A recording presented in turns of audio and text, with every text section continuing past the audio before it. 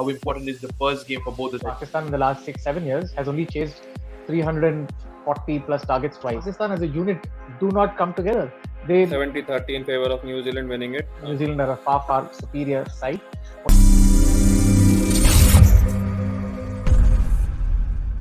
It is over. The Champions Trophy 2025 is all set to begin at Karachi tomorrow. We have the defending champions Pakistan kickstarting their game against the Black Caps New Zealand. You might wonder how often are these two teams playing in this ODI format. They recently played a Tri Nations final, once again beginning the showdown of the Champions Trophy at Karachi. I have two guests with me, Karthik and Deepu.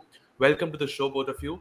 Starting with Karthik, first of all, let's reflect back to the recent loss Pakistan had. How much do you think will that even impact on their preparations moving on to the Champions Trophy, because they're playing the same opponent in the first game? Right. I think when you look back at Pakistan's recent successes, which is in South Africa as well as in Australia, they've come off a successful campaign where they've beaten both Australia and South Africa in the ODI series. So that's happened on tracks that are very different, tracks with high amount of bounce, and also with a depleted side that they played.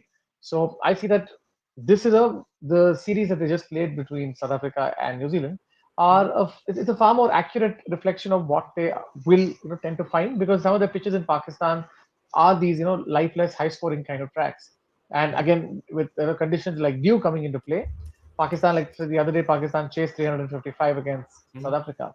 So I think these conditions are closer to what we could expect, and I think it's given a good curtain raiser in terms of how strong Pakistan are, because I've observed some patterns. I think the Tri Series is a great curtain raiser of what to expect. Okay, we missed this to be honest since years. To be honest, back Tri Series, but it was the host who though made it to the finals but could not get the trophy on their hands. Up, Deepu, over to you now. When you talk about Pakistan defending champions of the Champions Trophy, but it's a new leader, it's Mohammad Rizwan this time. I think he's led the side pretty good.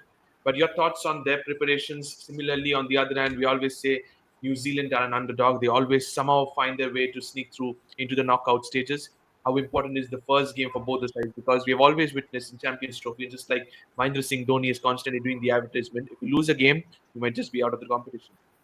Yeah, it is absolutely correct, to be honest. Given that three group games and then the knockout stages, the tournament just ends like a blink of an eye.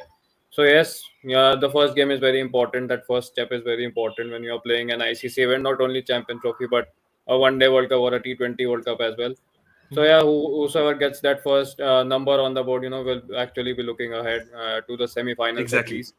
And with given that Pakistan, another keeper captain similar to Sarfaraz, what he did 8 years back, so they'll be looking at that history as well, to get that title back, to win that title again. Whereas for New Zealand, I believe Mitch Stanton has done a great job. That Tri Yeah. Series win against Pakistan and South Africa in these conditions, might just have boosted the Kiwi side, even though we know that how dangerous they can be. But no one talks much about them. So yeah, it will be it will be an exciting game to watch, and obviously, hopefully, an exciting curtain raiser.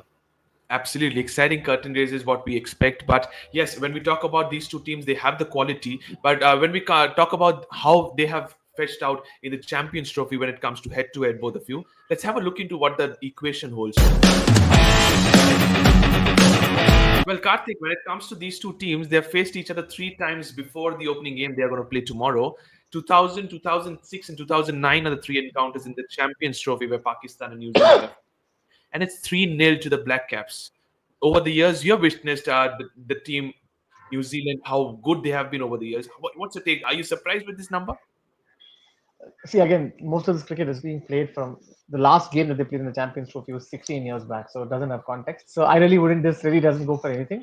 But man to man, when I look at their sides and I look at what is happening, New Zealand are a far superior side when it comes to the depth of their batting and bowling options. Pakistan have some very glaring inefficiencies, and to me, I think New Zealand are clear winners for this game. I don't even rate Pakistan good enough to qualify in this group because they're going to be competing with New Zealand and with Bangladesh. And I think Pakistan and Bangladesh may miss the bus on the qualification. India and New Zealand may qualify. So I don't really rate them as a very good ODI side, despite their recent victories against a much depleted South Africa and Yeah. Australian attack. And even in the game that they played in the Tri Series, I think they were able to work on the inefficiency of somebody like South African attack. While it had, I think, Lungi Nigiri, He went at about 7.5 and over. In fact, the pace bowlers in due conceded 223 runs in 27 overs in that game, while Pakistan couldn't hit the spinners. Like I think Tabraiz Shamsi and Keshav Maharaj went at Keshav five and a Maharaj, half yeah. an over. They went at 5.5 and over. And even if you go for the finals, Pakistan struggled against Mitchell Yep. Santner, 10 overs 20. My God, Bracewell went for 1 less for than 30. two economy, if I'm not mistaken, Mitchell Santner. Right, 20 by 10 2. So with that kind of an economy rate, Pakistan very clearly struggle against spinners. I think Pakistan as a side are very understaffed in terms of the reinforcements. Even their best spinning option in the Tri Series so far was Khushdil Shah, slow left Hmm. arm orthodox bowler, Correct. and it looks like slow left arm orthodox bowlers in Pakistan are doing well, and that way New Zealand has a very good arsenal in Rachin Ravindra. I'm not sure if he's going to play after that injury that happened because he's not been playing much cricket, but at least they have Mitchell Santner as a bowling option and Bracewell. So yeah, I'm not really expecting much from Pakistan after having seen where they're good at. They seem to capitalize on inexperienced bowling against high Mhm. quality bowling. Pakistan seem to be pretty defensive. Absolutely. They have been defensive in the middle overs, as you rightly mentioned, against spin. And in tracks like Karachi, or you talk about Gaddafi Stadium as well, it wasn't doing much, to be honest, when it comes to spinners. But Deepu, when we talk about both the squad, a little bit will focus on the New Zealand ones as well. When we talk about their seamers, we over the years have been talking about Trent Bolt and Tim Southee. How bringing has these guys like William Maruke has brought into the side, Matt Henry's experience. They've added Jacob Duffy now into the side, no Ben Sears because of injury, and they also have Nathan Smith, a little bit of any experience, but what can you take away from these bowlers in Pakistan? Well, definitely there is an experience, but I think Matt Henry has to lead that pace attack, and it obviously a little bit surprised when no Team Saudi there. Bolt obviously confirmed that he is not going to play the ICC events for the Kiwi side, so that was And Tim expected. Southee has But retired, so I think they have a great squad. But once again, it just boils on how Mitch Santner leads them and how Kane plays that role in the leadership as well, even though he's not the captain. But I believe once they'll start tiring, the spin will come into play. yeah. Hopefully, New Zealand have that enough arsenal in their ranks to actually dismantle opposition. Okay, you're saying spinners will definitely come into Yeah. play at Karachi, but let's take a look into the pitch report, what we can expect from the opening game at Karachi.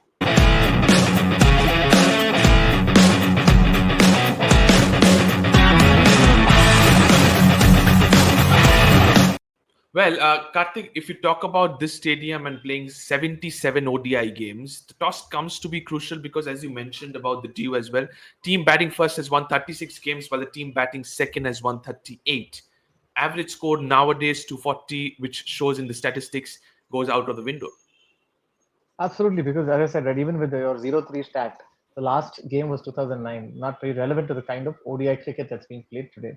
Today, ODI cricket is an extension of T20 cricket, which is where even a team as bad as Pakistan is chasing 350 down. And I'm saying that with some Yep. degree of contempt because Pakistan in the last 6-7 years has only chased 340 plus targets twice. It happened in 2023 at Hyderabad, and then they recently chased this 350 Yep. down. It was remarkable because they were about 3 wickets down when Salman Yep. Agha and Mohammad And Rizwan came Mohammad into Rizwan. bat, and then they had a 260 run stand, which is quite rare because I haven't seen this happen with regularity in Pakistan for ODI cricket. While those scores of 230 and 240 are from cricket from an earlier era, and because Pakistan also had for the last so many years did not have cricket, I think these pitches are fair flat wickets where as they call it as pata, because in each of the three games in the Tri Series there were 300 plus totals. Correct. So we saw that whenever there was a total about 300, I think South Africa, because their bowling attack wasn't very strong and they had two weaklings. I wouldn't say, like, for example, it's not the same class as Tagiz or Rabada, but if Yep. you have somebody as new as Corbin Bosch and Abhiyan Mulder, as much as these are very talented individuals, we've also seen them play in South Africa's domestic competition. But at an international level, I think with the due, they probably don't have the level of skill set that's required. And I think that's a small opening that Pakistan basically wanted, and they were able to take good use of it with their batting. Yep. So, as much as there are very specific conditions where Pakistan does well, I think Pakistan is also up against a New Zealand attack. Like, for example, they were struggling against Will O'Rourke. And Matt Correct. Henry is like one of the world's best power play bowlers, where he guarantees you 2 wickets, in a 10 over spell. We've again seen Will O'Rourke recently in India for the New Zealand series. Those are the different format. The skill sets are paramount here, and I think New Zealand that way their wickets will come from the pacers. Spinners are there to just stop the flow of runs. These are tracks where you'll have to have the old school way of having variations that again go get batters out. And once they face under pressure, right, I think Pakistan is basically Fakhar Zaman plus a bunch of other people. For the simple reason that I was also there in this game in Bangalore where Fakhar Zaman scored that 100, Yeah. and even though New Zealand scored 400 in a rain-affected game, they were able to score 200 odd in 25-26 overs and be ahead of the Duckworth Louis pass score. So I think Pakistan really needs a Kudrat ka nizam to find situations that they're able to help. Otherwise, I don't think they're on par at all with New Zealand. Okay, but what about the two leaders, Deepu? Starting with Mohammad Rizwan, who is the skipper of Pakistan. No doubt his experience comes into play, as I said before as well. His leadership behind the stumps, he's been leading the side pretty good despite the depleted bowling attacks or opponents they won the game with. But there has been one significant, and the trademark of Mohammad Rizwan is his cramp issue. Some say that it's for the betterment. Their own commentators say it's for the betterment, that keeps Mohammad Rizwan lively. But as a spectator, how much what do you look into it? Does it look irritating to you? Does it feel like it's genuinely cramps? What's your thought regarding that? Well, they need a cheerleader on the field because the stands are empty. So, for entertainment purposes, if you say, yeah, okay, for once you'll take it, but it's becoming quite a norm now. And what he said, sometimes it's acting, sometimes it's real. So, it looks like more of acting. And in a day or two, it'll just become irritating to watch. So, I believe it's more of genuineness that is needed. He's leading a country. So, we need to look at that as well. So, hopefully, Yep. it's more of cricket thinking rather than doing acting on the field. So True hopefully, that, but do you what's your take on Mohammad Rizwan, the captain as well as the batsman? How much impact can he provide for the side into the Champions Trophy? that depends on how at which stage he's coming in, because I saw that final only, I think, for a limited period, but still he was a little bit slow to start off. I think it was 30 odd balls he took for just to score his first 10 runs, and that's the intent where Pakistan is losing. And that's the reason that he needs a quick start. Given that the top three, I'm not believing that they'll be doing good enough, barring Fakhar Saman.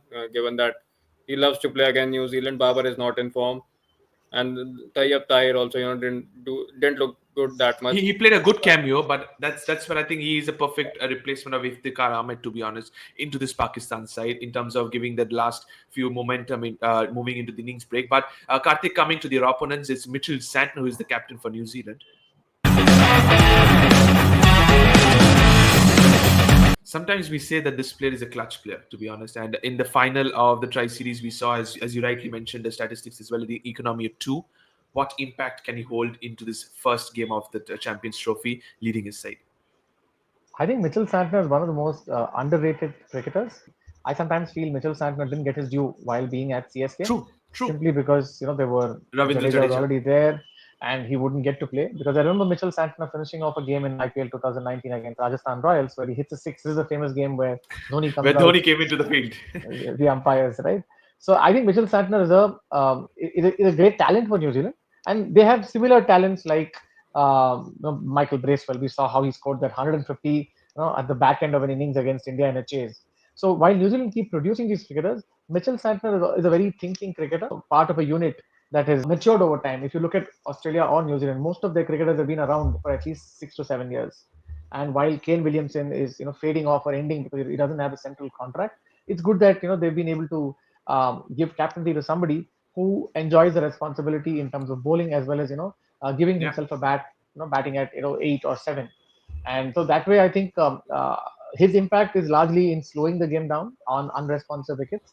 And if he's actually going to get a responsive wicket, he's going to force errors from batters. Not But just like his performance in the Tri Series final, it's going to be played at the same venue, may not be a same surface. But how much do you think Karachi overall, the national stadium, plays an ODI game heavily reliant on dew? Is what I think. As a captain, what would you like to do looking into the surface? Because it doesn't change much. It's basically like you said, Pata. We can say it road with the toss right. chase. I think Pakistan on both counts are weak sides. For example, if they bat first, like they did in the final, I don't think. So my sense is even if they bat first or bat second, I don't think this is the kind of surface where if let's say Pakistan decides to bat second, New Zealand have to worry saying, oh, there's due, because they have the as long as the bowling lineup has high quality batters and high quality bowlers that are able to restrict, especially on these kind of surfaces. If I were New Zealand, I just go to the toss, thinking it's a entertainment spectacle and pick whatever comes to mind. Like Rohit Sharma goes to the toss and sometimes jokes with Shikhar Dhawan, bolo kya karna hai, batting karna hai ki bowling karna hai. I would be in that mode if I were Mitchell Santner. With Pakistan, I think they have a real problem on their hand because if they bat first and the wicket is slightly slow, they really do not know how to pace their innings. And if they're batting second, they're really dependent on a very good start from Fakhar Zaman Correct. and to hope that some of their other batters are able to continue. If you look at the first game between New Zealand and Pakistan, which was part of the first tri-series game, Pakistan collapsed after a while because they couldn't sustain that momentum. Only Fakhar Zaman was playing. To me, it started looking like a replay of that Bangalore game without the success. So I think Pakistan are the ones who really are dependent on okay, should we bat first, should we bat second, in the hope that there is some advantage that is gained.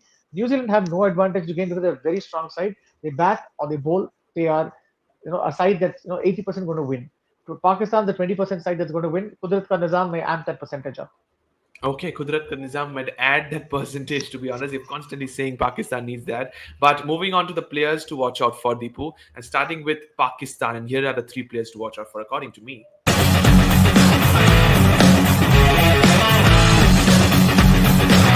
I've gone with Mohammad Rizwan, Shaheen Shah Afridi, and Fakhar Zaman are the three players to watch out for.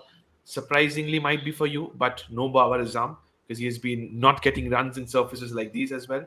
Your thoughts? Any changes for you? Coming on to the players, I think I'll drop Shine.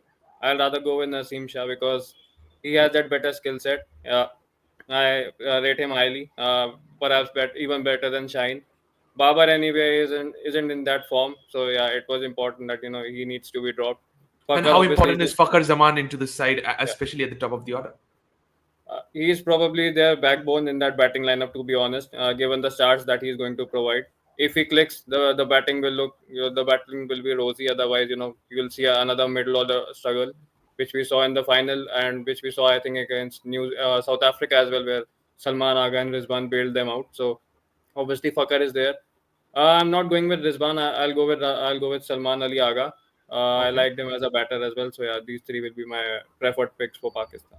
Okay, you have gone with your three picks, and Yeah. absolutely your choice. Fair enough. We're moving on to New Zealand's as well. And Karthik, here are my three players to watch out for the Kiwis.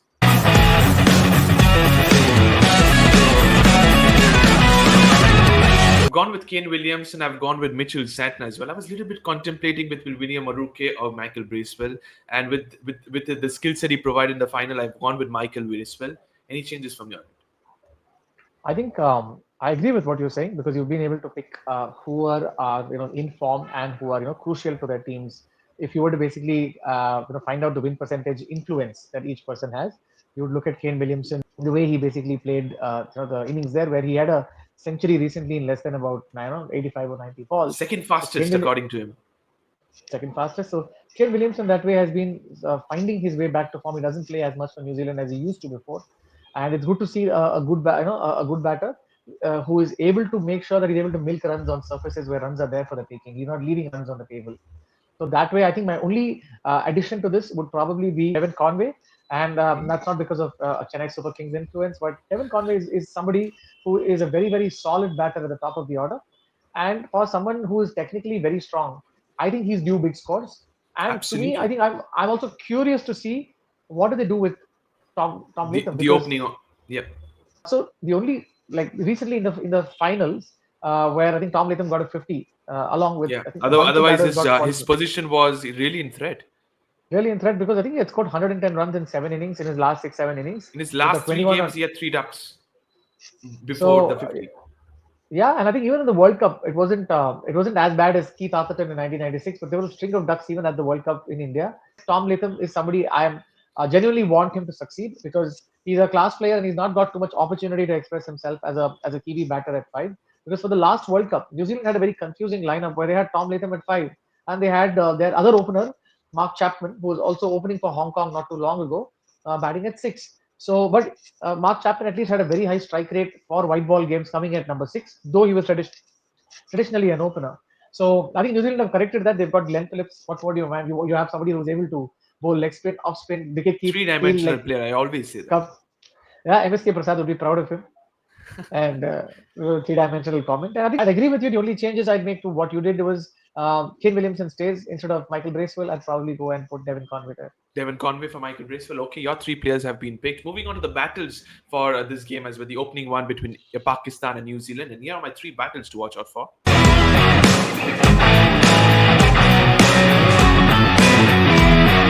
Ain Shah Afridi versus Devon Conway was my first. I moved on to William Aruke versus Babar Azam as my second. Mitchell Satner versus Mohammad Rizwan as my third. Your thoughts? Which one are you definitely watching, or are you have a different point of view when it comes to your battles? I'll rather go with Michael Bracewell against Babar Azam. I Okay, think he has troubled him a lot, and he is having. Babar is struggling against off spinners as well. So I need to see that battle because this is someone. This is a key battle which make me enjoy the game more, given that how Babar is struggling at the moment, and given the variety Michael Bracewell has as a bowler. So yes, this will be my key battle. That will be maybe actually deciding the fate of the game as well. Yeah, this absolutely. will be there. Babar Azam, their head coach has mentioned we want our best batter to bat at the top of the order, and Michael Bracewell indeed troubled Babar Azam. So you've gone with Babar versus Michael Bracewell as your ideal battle. Fair enough. When it comes to the battles, straight away let's move on to the predicted playing 11. And Karthik, let's move on to Pakistan's 11, and here it is.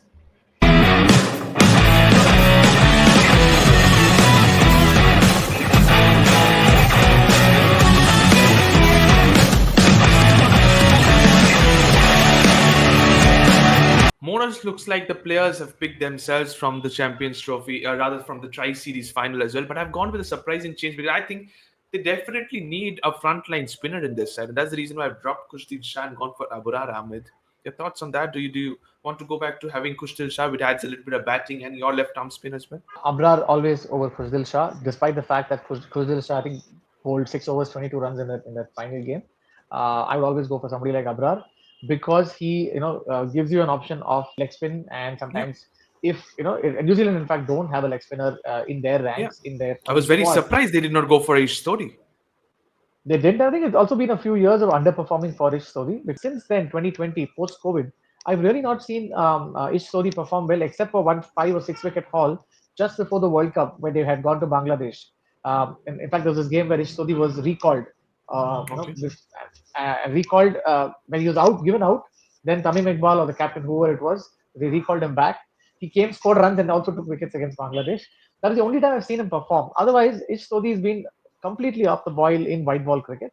But yes, they don't have that option. And I thought Abrar Ahmed that way might be able to pose because you're just looking for the smallest sliver of hope. And by the way, Abrar Ahmed did bowl in the T20 series, in the recent ODI series, went at about 6.5 an over in that the game that he played. So while he's not their best spinning option, like Pakistan don't have like a commanding spinner who's able to, Mhm. completely impose himself on the game. I'm talking about somebody from the times of Saeed Ajmal or somebody who could basically stamp their authority. Fairly new set of bowlers. So while everybody is tempted to say Khushdil Shah because he's able to give you a slow left arm orthodox option and looks like it kind of works in a right-hander kind of lineup. But even here, Abrar Ahmed as a lead bowler is far better than somebody who's like a part timer because part Correct. timers have got hit on some of these surfaces from whatever I've seen. So my sense is if a bowler is not feeling very confident, it boils down to confidence, and I would pick Abrar Ahmed definitely over Khushdil Shah. Okay, so Abrar Ahmed definitely overcooks this according to you as well, just like I have picked mine. Let's move on to the New Zealand's predicted playing 11 as well. And Deepu, here it comes.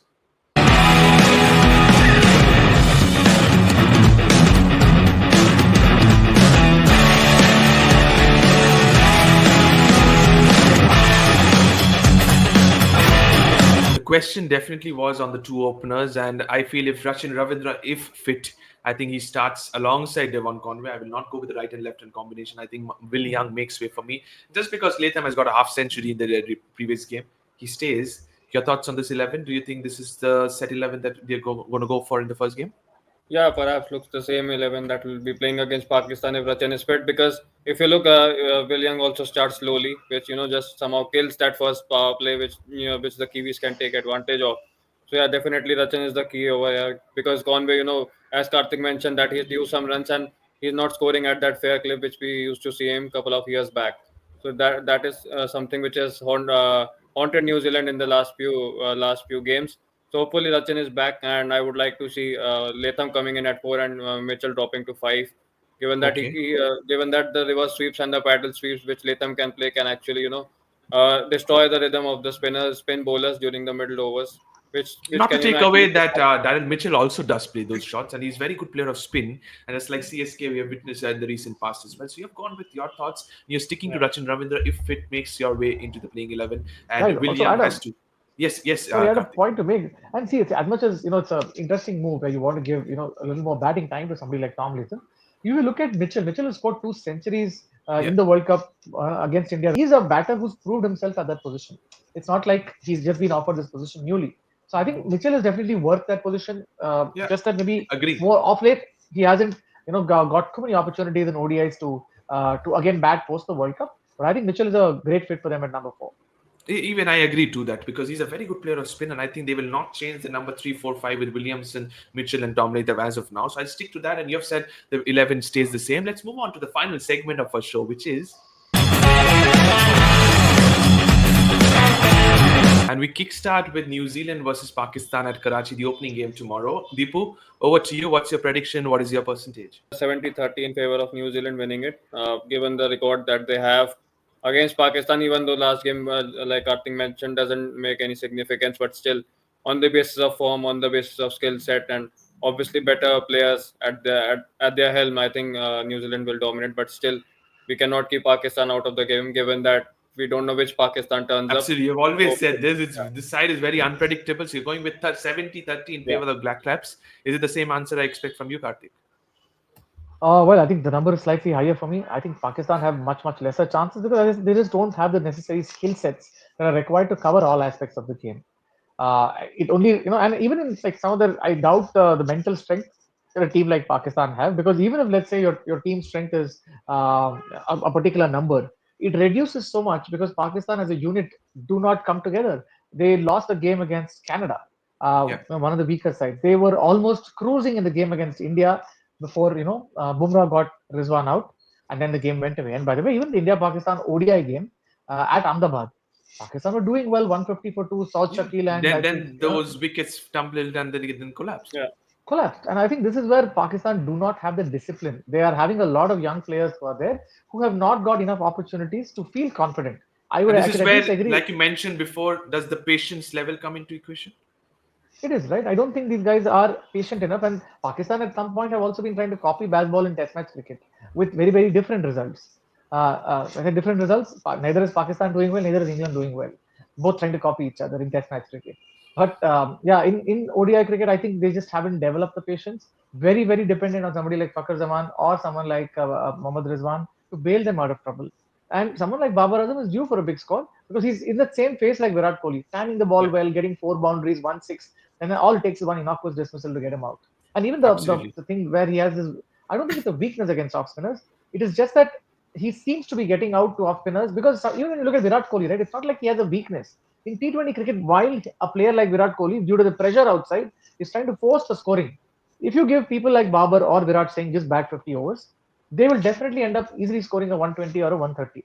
Now, what you're doing to those players is having a lot of social media as this thing saying strike rate bahut kam hai or marna chahiye. And as a result, these kind of players, like even like Kane Williamson, he may have a slow start. Even in the final, New Zealand were 10 overs 45 for one. So, and what Kane Williamson then has his own ways of scoring and catching Yeah, up. he paces off his innings beautifully, I must say, and that's where the difference comes between Kane Williams and Joe Root, and then you have mentioned the other two names. And I'm sorry to cut you. Just want your final verdict on the percentage. I'll go with 80-20. 80-20 is your thoughts on New Zealand. Deepu says 70-30. Both are saying New Zealand winning the first game. Pressure on Pakistan because the next game they fly to Dubai to face the mighty Indians. That is also a must-win one. Thank you so much, both of you. Thank you to all the viewers watching this video. It's Pakistan versus New Zealand, the first game at Karachi, the opening game of the Champions Trophy. Don't forget to subscribe to Fifth Umpire. Press the bell icon as well. Thank you so much, and bye-bye. Thank you. See you.